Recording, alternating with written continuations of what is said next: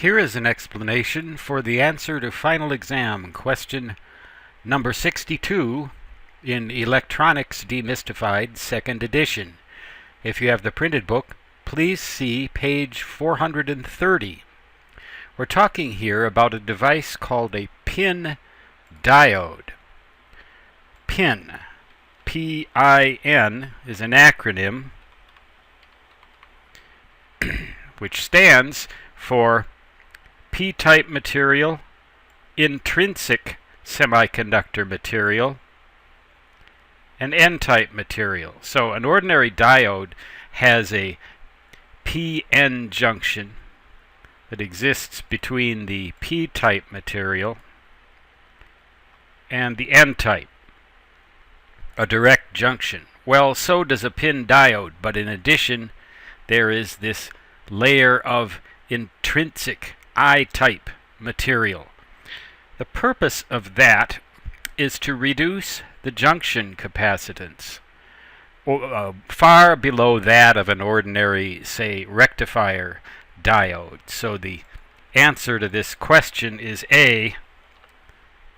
The intrinsic layer minimizes the junction capacitance. Well, what is that good for anyway? I mean, why would we want to do this? And the answer is that if we want to use a diode as a switch at radio frequencies, we need to minimize the capacitance at this junction right here.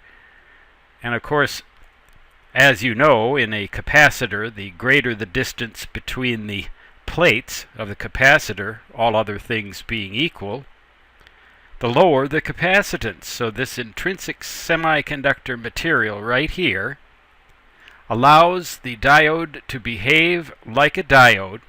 In other words, we still have a junction between the P-type material and the N-type material.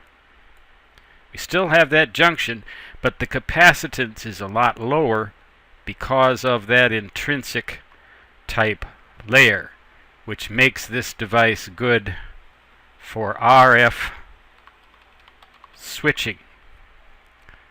Sometimes we need a switch at radio frequencies to perform far faster than a relay could do, and certainly far faster than a toggle switch or other type of switch that we would have to use our hands to operate.